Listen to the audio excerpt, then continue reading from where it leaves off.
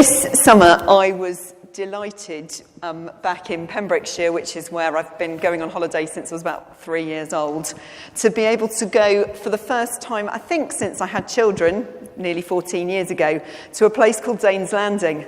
We haven't been there with the children because it's quite a dangerous place to get to. And it's a place where you come down a path and sit at the end of the path on a promontory. And if you look one way, this is the view. And if you look the other way, you get kind of a similar vista. So you're there in this kind of lonely, isolated place with the roaring, crashing waves, or sometimes the very calm, sparkling seas. Occasionally a seal will pop its head out of the water, and there are gulls flying overhead.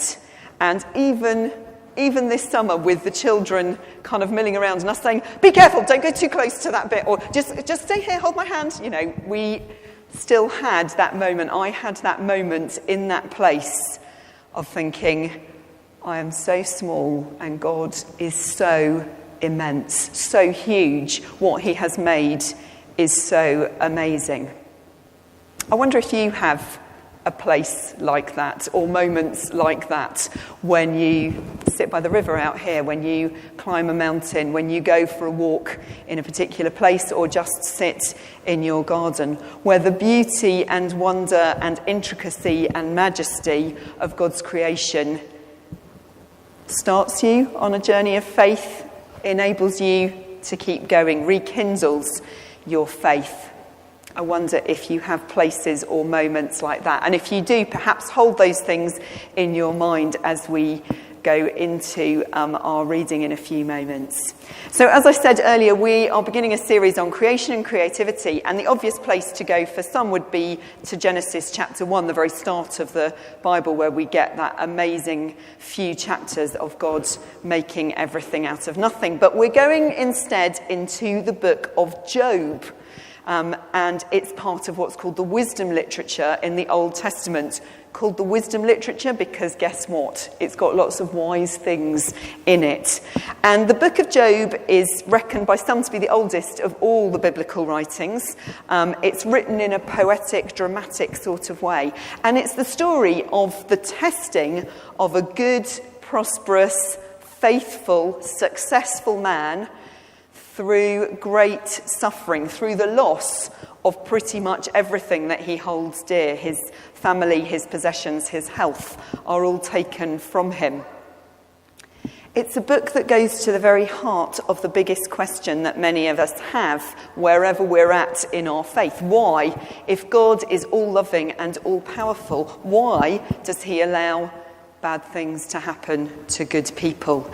And Job goes through this experience and has 3 friends who perhaps not always that helpful, but they sit with him in silence first of all, and that's a kind of beautiful moment in the book. And then they start a discussion with him, and they try and help him to understand what's going on. And do you know what that discussion is? It's the discussion at the heart of our humanity. Again, this question, why do bad things happen to good people? And his friends come up with answers, and they preach him some sermons, and Job argues with them and says, frankly, it feels like God has just gone away. In chapter 23, he says, "Oh, that I knew where I might find him, that I might even come to his dwelling. I go forward, he's not there. I go backward, I can't perceive him. On the left he hides, on the right I cannot behold him." Job feels like God has vanished from his world. And this debate, this discussion, takes 35 chapters, and don't worry, we're not going to read them all now. And finally, another younger man who hasn't interrupted out of respect for his elders comes up with his attempt to answer the question, and then they wait, and then God speaks. And that is part of our reading today. We're starting at the beginning of Job chapter 38. We're going to just read a section of it. If you would like to, I urge you to go home and read from then to the end of the book, having given you the backstory. But we're going to read part of Job chapter 38, and Jay is just going to come and read that for us. So let's just listen to how God answers Job.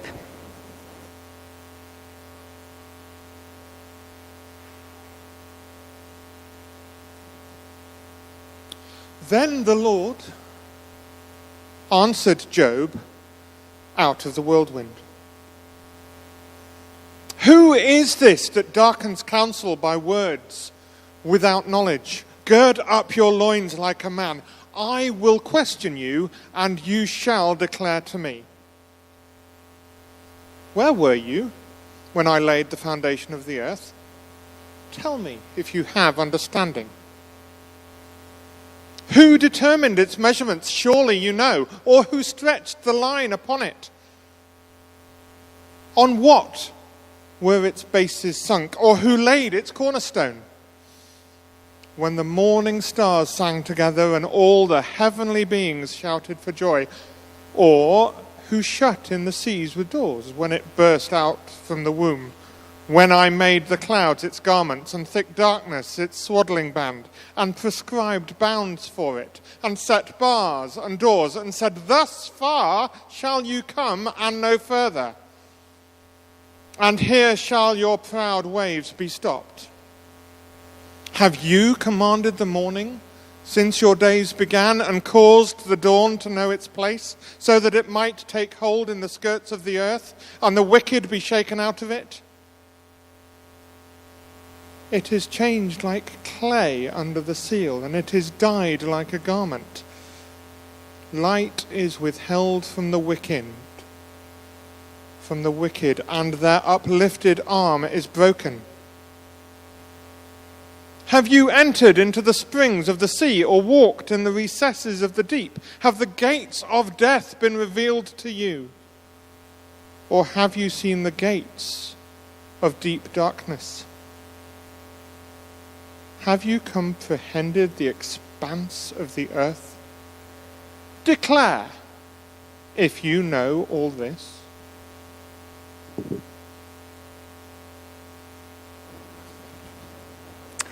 Thank you, Jay. I could listen to that all day. Thank you very much. Some very simple and very profound things to draw out from God speaking to Job in this situation. And firstly, and unsurprisingly, is this, that God is the creator. God is the one who has made everything, all of it. He is all-powerful. He is amazing. What he has made is full of wonder and variety. And it's a challenge to Job and to his friends and to each one of us. It could sound a little bullying. Who is this that darkens counsel by words without knowledge? I will question you, and you shall declare to me. But it's actually written in a tone of kind of gentle irony, as we would speak to a small child having a tantrum. Oh, really? Are you going to sort all of this out, or shall I help you with it? It's that kind of answer that God brings to Job.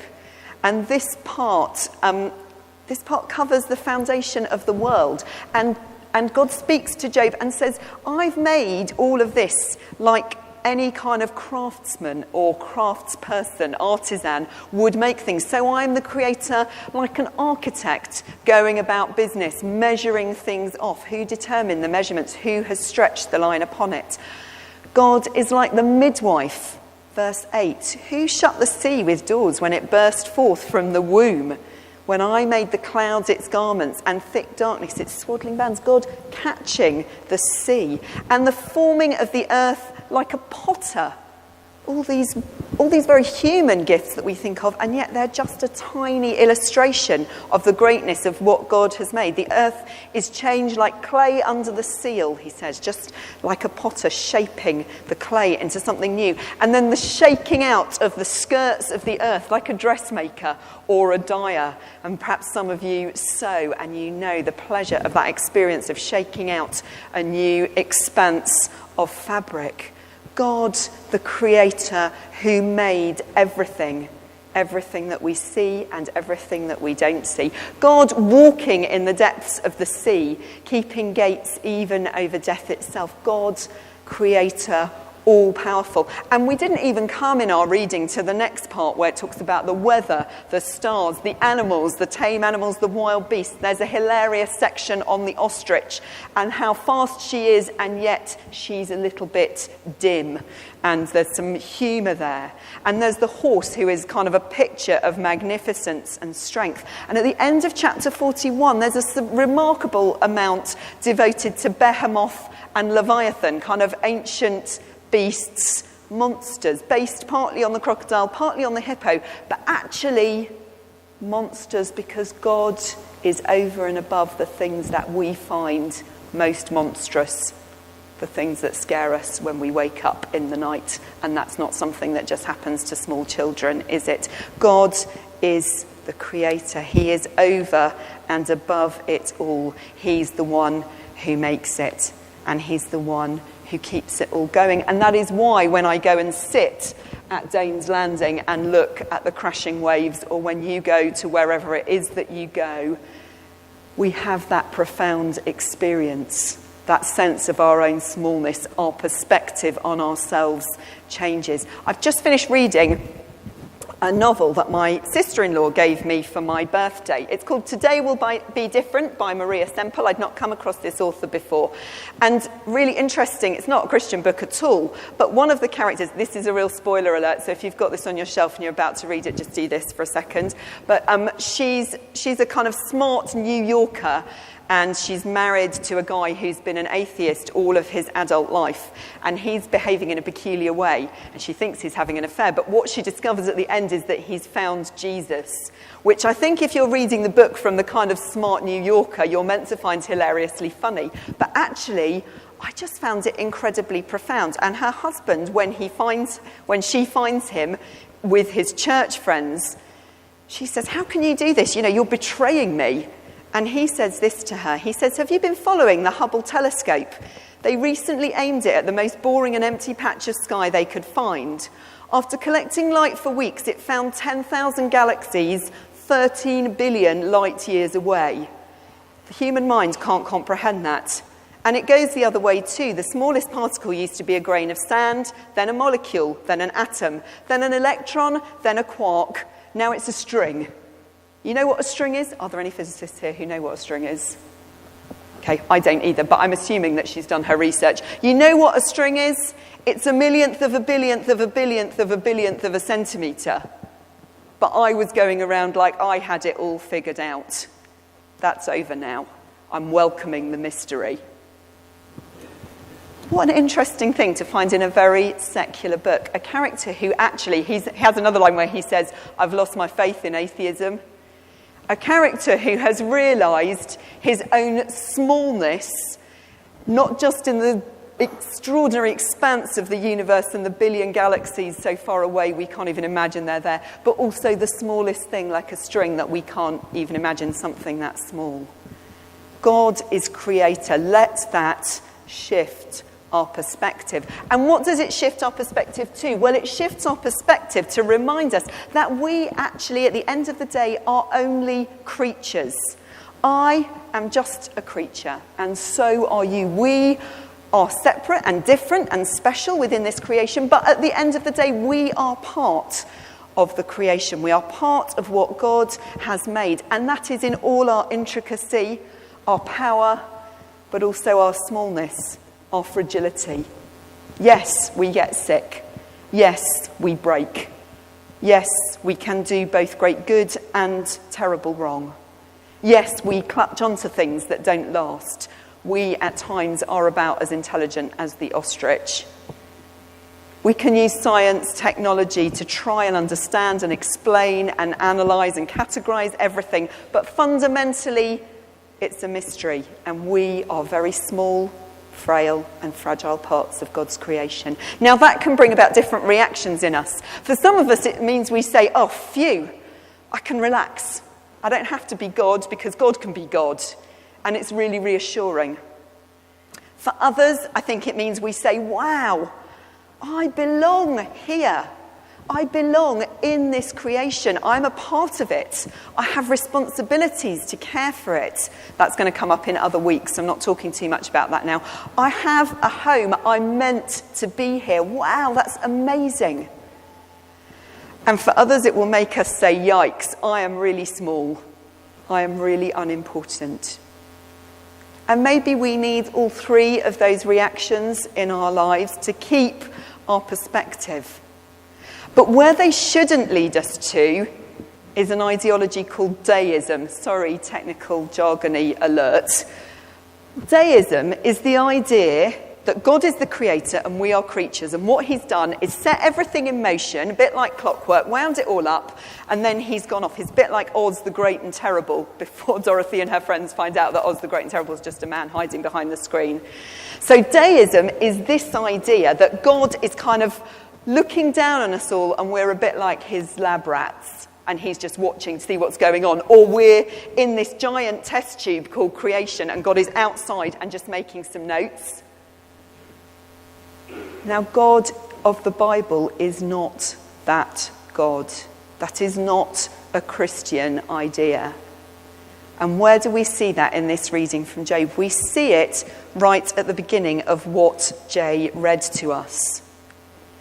Because that kind of God is God Almighty, and we do need to know that God is Almighty, but he's very distant. And that name for God, the Almighty One, is used in quite a lot of places in the Old Testament, and it's used in Job from chapter 3 to the end of chapter 37, where we got to.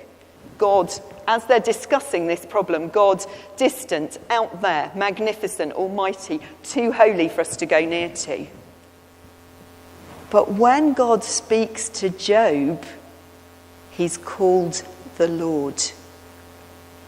This is how that's written in Hebrew, Yahweh, the name of God. God who is in relationship with us. And that is my third point. This is a God who relates to us. He's not like Oz the Great and Terrible. He's not the God watching the test tube. He is the creator, but he has bound himself into the creation by being in relationship with us. Through Abraham, through Moses, through all of his people in the Old Testament, ultimately, of course, through Jesus. He is God who is near to us, the Lord, God close to us.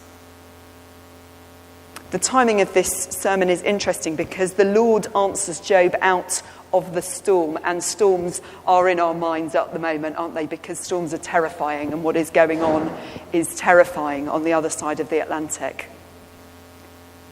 But the good news is that God is not the God outside the storm watching, but the Jesus who got into the boat and entered the storm with his friends and was able to take control even over the wind and the waves. And we sing it sometimes, don't we? Through the storm, he is Lord, Lord of all. He is there as we grab hold of him, and he is close to us. So what does that mean for us this week? It may mean that we simply need to be reassured that God is close to us if we are in that place of struggling at the moment. And it may mean that we need to think about how we walk alongside those who are struggling, those who are in the storm, in the dark, finding it difficult. Because when God speaks to Job, he doesn't give him a sermon or 3 helpful points that will get him through. He doesn't send him a Hallmark card with a fluffy kitten on it.